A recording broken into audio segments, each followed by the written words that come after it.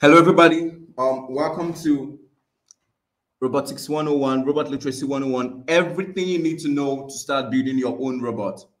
Every single thing you need to know to start building your own robot. Now, this is something we started a few days back. However, because of network inconsistency and a whole lot of other challenges, we couldn't really finish it up. And so I promised everyone I would send them a clip. I will send them the whole slides and a proper, a more detailed explanation of the video. I would give it all to you as an apology for the network breakdown we had the last time. Okay, so 3 things you should expect in this video. First of all is we had a lot of persons message me even after the date of the summit was announced and it was passed. And so I'm going to be sending them also the clip as I promised. So I'll be handling a lot of things from fresh. I'll be explaining a lot of things from the beginning once more, but those are the fundamentals because there's a whole lot we didn't cover in the last time. We had a whole lot we did not cover. One point is, I really don't know how this video will come out at the end. It might be a single video. If it's a single video, no, I was able to tailor everything, sieve out some irrelevant points to make sure that it's as direct, no bullshit guide to building your own robot.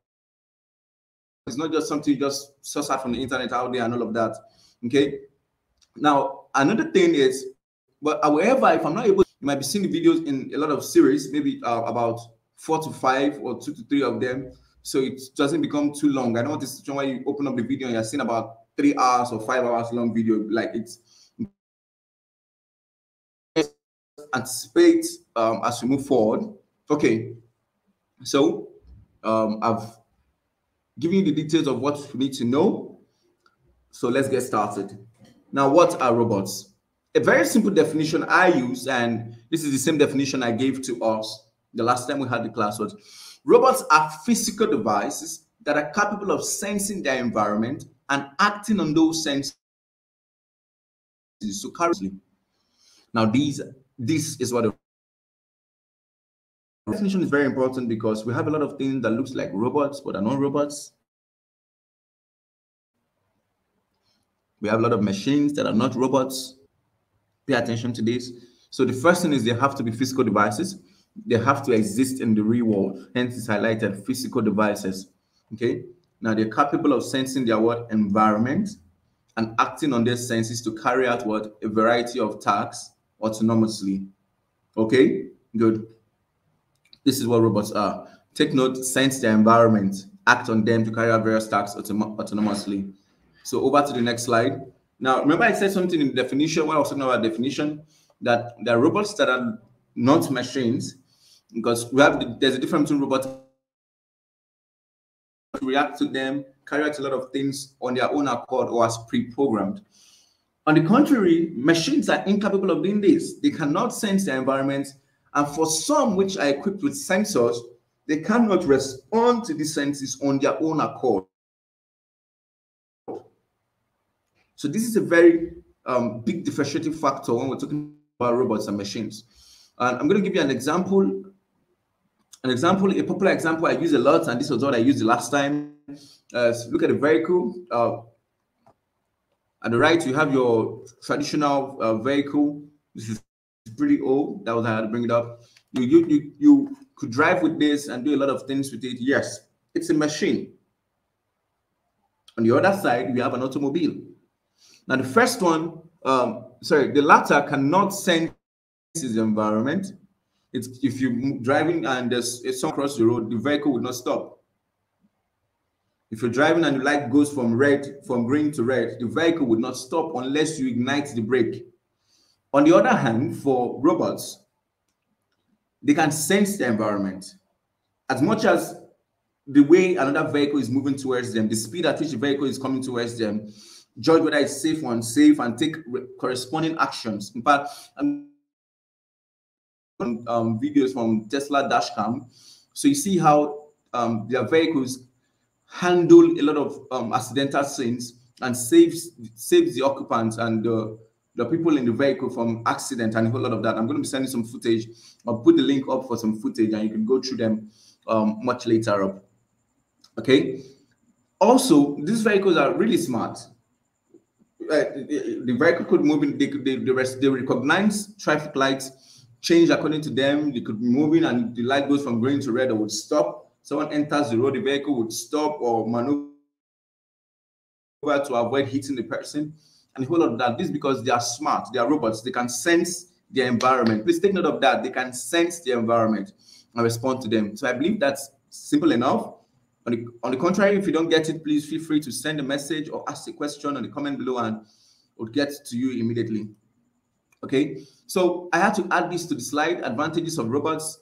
Okay, but before I go into this, back to this, please, I want to address one major misconception people have about robots. It's especially in this part of the world and in Africa, when persons hear about robots, they expect a humanoid, two-legged robots that could, it has to be a humanoid that can rule the world and do a lot of things, wreak a lot of damage, shoot and kill a lot of people. Now, that is because that is too much sci-fi movies. You watch a lot of science fictions. Now, as much as some of these things are true, some of these abilities they have are true, yes. However, not all robots are humanoid. Not all robots essentially have two legs.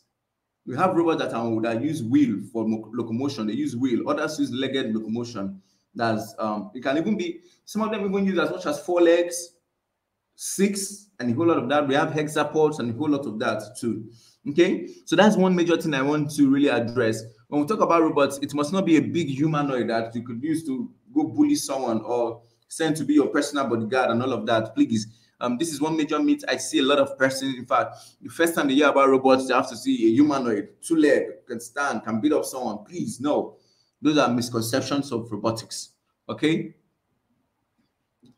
Thank you for getting that. If you have any question concerning that, please feel free to reach out to me. Okay? So we can move forward. So these are some advantages of robots. They help us with boring, repetitive tasks. They lower the cost of production. They never get tired, nor take a break. So they give room for 24/7 production and operation. They're more accurate and effective. And the list goes on and on. You could even tell me some yourselves. Now, we have some disadvantage, true, which is they can lead to major job loss, true. They're expensive to set up and maintain, which I'm coming back to. They always require power. They are restricted to their programming. Now, number 2 and number 4, there's a little bit of catch to it. Okay. Now, there's a company that exists that helps other companies lower the cost of setting up robots. So what they do is, if you have a manufacturing site or you are a company that wants to automate your process, they acquire the robots you need.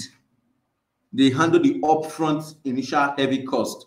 You understand? For you to start making your processes simpler and improve your productivity, while you meet up the financial need across a period of time. So they've taken away the initial burden of expensive to set up. Do you understand? Now, with artificial intelligence, robots are no longer restricted to their programming. Please take note.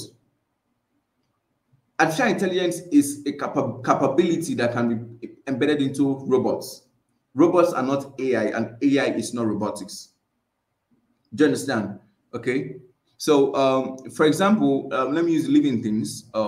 We have animals out there. We have humans. One of the things that differentiate us humans from animals is our intellect. We can do a whole lot of things. We've been able to create a whole lot of things from not we created a lot of things from fire to irons to planes that soar across the air to drones to robots, which we are talking about right now. We've been able to create a whole lot. Now, this is because there's something we have, which is our intellect. We have like, some call it the mind, some call it the soul, some call it the cognitive reasoning, and a whole lot of that. Now, that is what, as this mind is to a human body, that is what artificial intelligence is to robots. Have you seen a lunatic, someone who's insane? You must have seen it, or not in person, or maybe a video out there. Now, they are humans. They can go about various tasks, but they cannot do certain things. They are limited to a whole lot of abilities because they do not have that cognitive ability. Now, this is what artificial intelligence is to robots. Robots can carry out various tasks. Maybe as you program it, you have to follow a very strict set of rules. But by the time you equip them with artificial intelligence, they do a lot more. They do a whole lot more. They could learn various tasks even without you instructing them how to go about the tasks. Okay, so that's one of the catches when we talk about the disadvantage that also has actually been reduced. Good. Now, applications of robotics, please let me run through this very fast. We have minimal access surgeries that are used in healthcare for elderly homes to help them out. Diagnosis, massage therapy, pharmaceuticals. You could go through the slides since I'll be sending it to you. For transport and delivery, we have driverless vehicles, we have robot taxis, we have delivery robots, which we're going to be analyzing some of them to know what they are made of and how you can replicate yours.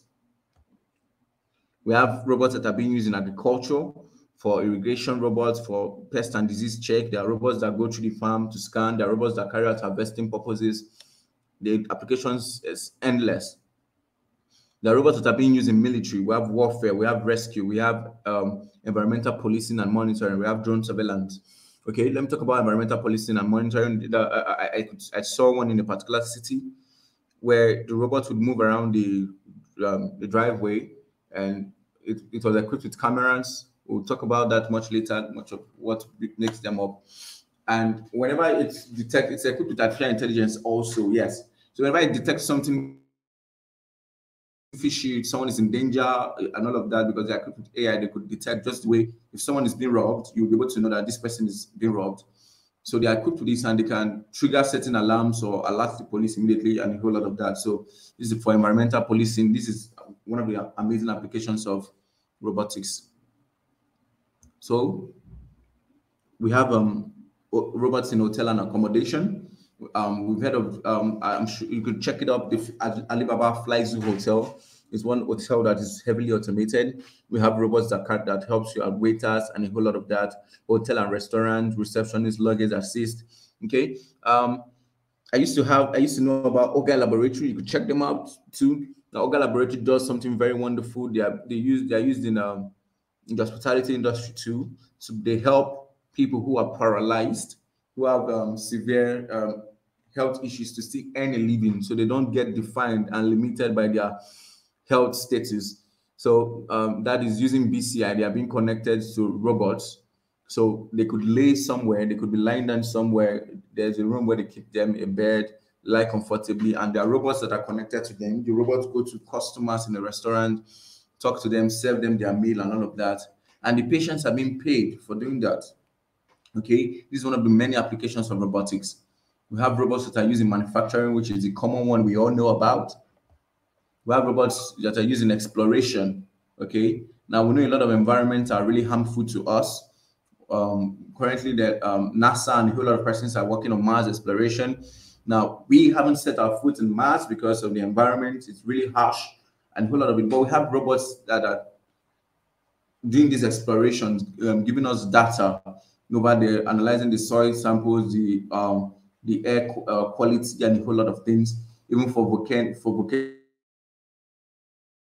robots are being used to save our human existence, to make us carry out a whole lot of tasks, even without risking our own health. They are used in radioactive plants too, and a whole lot of that. Okay, we have robots that are used for entertainment, create music, dance, and a whole lot of that too. We have robots that are also used for fun and sports. We've heard of Robo Wars, Robo Games, where robots come together to play a particular game. It's really exciting. And we're working towards one of them. I'm giving a big announcement towards the end of this training. Now, before we move forward, I want to also talk about this biomimetics, because while we go forward, I'll be relating a lot of things to we humans, to living organisms, because over the years, I don't know your age range, your age right now, but I know you've lived, at least many of the others have lived more than 10, 15 years. Okay, so you've understood your human body. So when I'm going to be explaining a lot of things about robots and how to get started building your own robot, I'll be relating to humans. So this has made me to bring up the term biomimetics. Please take note, I'm not the one that coined it. I just brought it up to show it to you. Now, biomimetics refers to imitation of biological systems by humans. Now, this could be in process, form, or even systems. Good. Now, we humans, we see, we observe, we study nature animals, plants, and a whole lot of it.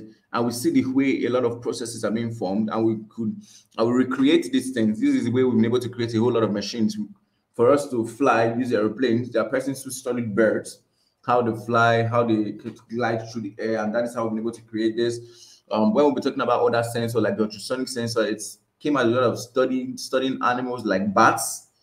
More on that in the later slides. Okay, so biomimetics refers to we looking at living things, other living things, animals and plants, analyzing them and recreating them. It could not just be the whole system. It could be a process. It could be a process. For example, the electric eel generates amazing amount of voltage as a defense mechanism. Now, some scientists were able to recreate that process and use it to generate electricity. So, okay, so that's enough for that because we have a whole lot to cover up. Now, but I want to ask one question and I need your comments. I would like you to drop your comments, or you could send them to me directly, or you can drop it on the comment section. Now, this is a question I ask a lot because I like to know what you think about human and robot relationship. Okay, what is your thoughts on our relationship with humans to robots? Now, some persons believe the school of thought is they are obviously no match for us.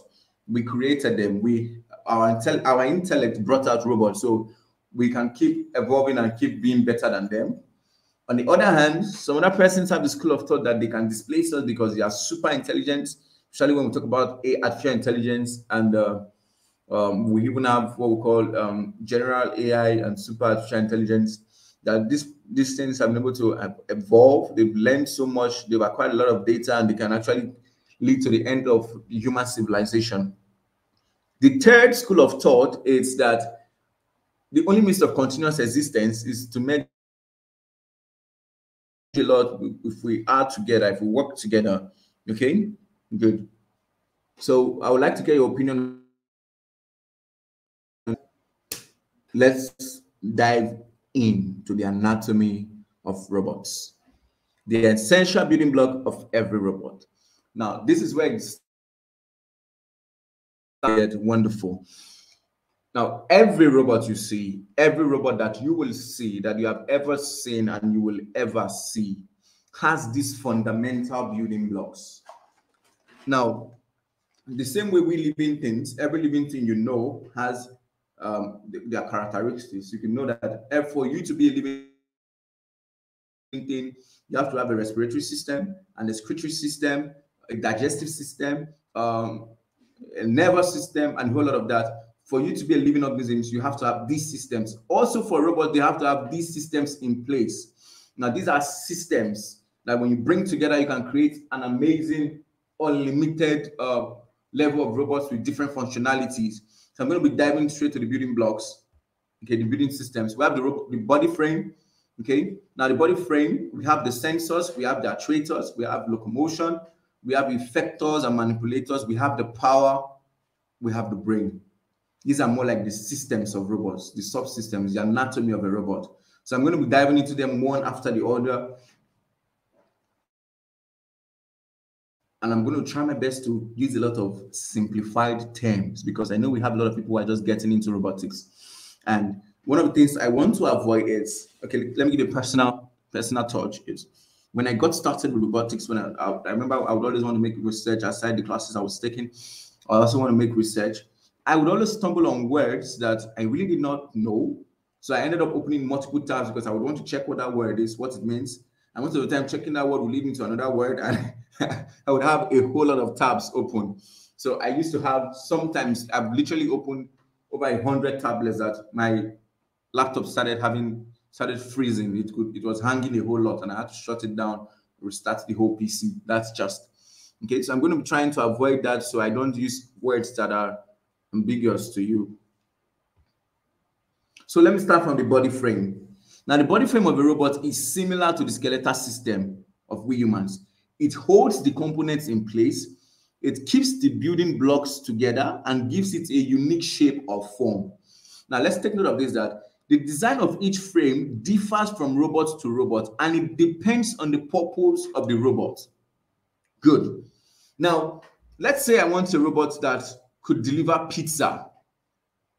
The essence of me building that robot is I'm starting a pizza delivery and I want robots to be delivering pizza for me. The way I'm going to build the robot, the housing of the robot is going to be far different from a robot I want to be doing policing, environmental policing, or a robot I want to be using for massage therapy. The housing of the robot, the way it's going to look, is going to be a whole lot different because of the purpose with which I want to achieve. Now, I want to design a robot for pizza delivery.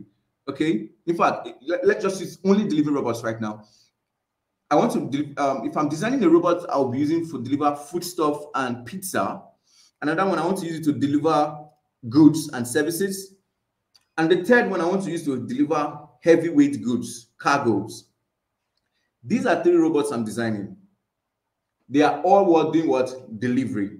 But the purpose and what I want to deliver for each robot will determine the shape, the size, and the amount of the kind of components I use for the robots. Okay. Looking at this is a Starship rover. I would come back to this and want to analyze what it's made up of. But looking at this, you will know that there's a place where you could open up. I would get up a video and play it up where we see the Starship. You see, it has a way you could open up the lid. You could open up the lid, place what you want to place, maybe a pizza or a grocery and all of that, or you're a food vendor and people want to do home delivery. You could place it in the robot using their app. They have a mobile app. You get it across to who you want to deliver it to, or if you're the one receiving it, you know, by the time it gets to you, to send you a notification and all of that. Now, this robot, I don't need to tell you, looking at this robot, you know this robot cannot carry, let's say, if you want to deliver something like a new PlayStation 5, so you want to deliver a new PlayStation 5, you know this would not be able to deliver it. Or better still, let me use something a little bit much bigger. Let's say a television set. You know, I can't use the same size of robot. Now, also, if I wanted to go very long distance, that's another thing too. So everything you're going to be doing when you want to start building robots, you have to first of all know what you want to build it for. What do you want to achieve with the robot? Now, a robot that will be going, let's say, 1 kilometer average per trip, and a robot that will be going over 10 kilometers minimum, they're going to pay attention to a lot of to some details differently. For example, if it's just 1 kilometer, the amount of battery and power you could use is just 1 kilometer and get back, use it 3 times and charge. That same amount of power, if you want to drive something over 10 kilometers, you know you're going to be needing way more power for it. It's the same robot, but because of the use case and the purpose of it, you see that it becomes, we start adding a whole lot of things. So when you're building a robot, the first thing to pay attention to, the first thing is the use case. What do I want to make use of it for? What is the purpose for which I'm creating this robot? That's the first thing you always pay attention to. Now, this is, let's say, for pizza delivery. I want to build a robot that can deliver a television set. Now, both of them have different weights. A TV weighs far more than a pizza. Good. So what I'm going to be using for the wheels, if it's going to be using wheels, would be much more powerful to drive torque. Okay, for those of you who are not really in science, in the science sector, or don't really have from background knowledge of physics, torque has to do with the power a motor has, or the power at which, okay, let me just do this for those of you who are not in sciences. Now, each of these wheel is connected to what we call an electric motor. Now, torque has to do with the power of each motor to pull things. Now, the motor might not be powerful enough to create the rover to move, you understand? Or it might move, by the time you put some amount of weight, it doesn't have enough power to keep carrying it. Do you understand? Good. So that is just what torque is all about. Okay. So the weight of what I want to deliver, since I'm building a robot, some of the things I'm going to be using. Since I'm going to be needing a motor with more torque, it means I'm going to be using a bigger power source. Okay, so I'm already going into the remaining parts. So I wanted to see how how linked each of these parts of robots are. So we've talked about the body frame, and you've paid attention to some of these things. So I'm going forward to the next one. The next one, which we're going to be talking about, what? Sensors. Okay, body frame. Sorry. This is also a very good example. Now, please look at this. These robots are for delivery. This is Amazon Prime. This is FedEx, same day delivery robot. Now, this is another robot here that is used in a restaurant. Now, you could see very well that the first one was built for just inside the restaurant. So you can see multiple sections where you can put food, stick to different tables, to identify the table, drop it, and all of that. This kind of build, the kind of build for this robot, for this restaurant, you can't use it for an outdoor robot because they will steal the goods. Someone could run to the robot and claim it up, still snatch out some of the packages or the food you want to deliver. So the use case determines a whole lot. Now, I don't need to tell you that, okay, maybe I do need to tell you right now that the amount of battery, the amount of power source that this robot in a restaurant would use will be different from this one that we're going over a long distance. Okay, so let's go forward. So this is what we're talking about, the body frame. This is an image to explain more on what? On the body frame. Okay, this is still on the body frame. Now this is over here is a robot for delivery. Now this is another.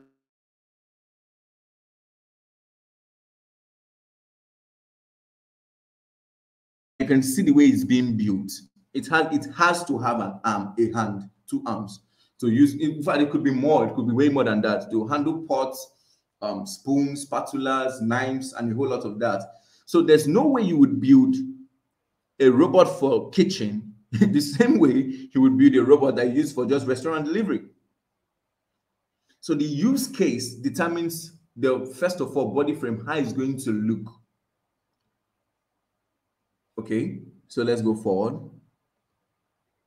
Now, the next thing we're going to talk about is sensors. Now, sensors allow the robot to sense the various changes in the environment. Just like we humans, we sense changes like light, when it's bright, when it's dark. Someone is coming close to us, when there's heat and more. Well, so the robots. The robots have various sensors that sense the variety of environmental changes, from distance to other objects, to light intensity, to vision, to sound, to temperature, to humidity, and more. They have a whole bunch of sensors for that. Now, these sensors can be considered as input devices. Please pay attention to this, because when we start talking about programming your robot, when we're talking about writing and reading, when you want to write, for example, if you're going to be using the C++, we talk about digital write and digital read, or analog write and analog read. Don't worry about this. I promise I'll make it simple. Sensors are considered as input devices. For example, when you make use of your normal computer, your laptop, you have your key input to your computer to type alphabets and all of that. Now your computer has an output device in form of a speaker. It could play out sound. It has a screen that could play out videos for you to see. It's an output device. The keyboard, your mouse is an input device. The microphone is an input device. Now sensors are more like the input devices for robots. Okay, now we humans, we have our input and output devices. Our eyes are inputs. They take information from the environment and send it to us. Okay, now let me share something very sweet with you. Something I stumbled across when I was learning about robotics is, what do you know that the brain, the human brain, doesn't know light from day, doesn't know when it's light or when it's day, or when it's dark, doesn't know black from white, doesn't know, the human brain doesn't know when the sound is loud or if it's very quiet and all of this. It doesn't. What happens is, all the sense organs in your body, remember your sense organs, your eyes for sight, your nose for smell, what they do is they convert these environmental variables to electrical signals. Okay, now if you check your eyes, for O-level biology, when you go to the eyes, you have your aqueous humor, your ventral humor, you have your iris, your pupil, the lens that takes in the light rays and scans and sends the image to your what? Sends the image to your retina. Now your retina sends a digital image. Remember, sodium ion, potassium ion, these are okay, let me not go, sorry, let me not make it all bulky, but your eyes basically send electrical signals to your brain. Your brain receives electrical signals. Your neurons are being fired electrical signals. And your brain is a wonderful machine that can interpret all of this data, interpret all of this signal to form what? To tell that, okay, it's night. To tell I can see black, I can see white, I can see red. To tell I can hear a sound. This is my laptop. I can, to hear the sound of your keyboard smashing hard against itself as though you want to fight war. Your ears pick up compressed sound waves. Compressed air, that is sound wave. Sound wave is compressed air. Your pinna picks it up, which is the outermost part of your ear, sends it to the 3 bones that vibrates your hammer and a whole lot of that, then to your eardrums, then sends the signal to your a whole lot of stuff, operations that goes on in the ears. Now, the output of all of this is the ear sends this data in forms of electrical signals to the brain. Now, I want you to get this. This is exactly what robots does. They have a lot of sensors that help them to interpret changes in the environment, from ultrasonic sensors that tell them how close somebody is, to light sensors that tells them, okay, it's bright and it's dark, to microphones that tells them about sound, a whole lot of sensors, to cameras that tell them about images. And they get all of this data. The sensors, what your sensor does is it converts all of these environmental variables to digital signals.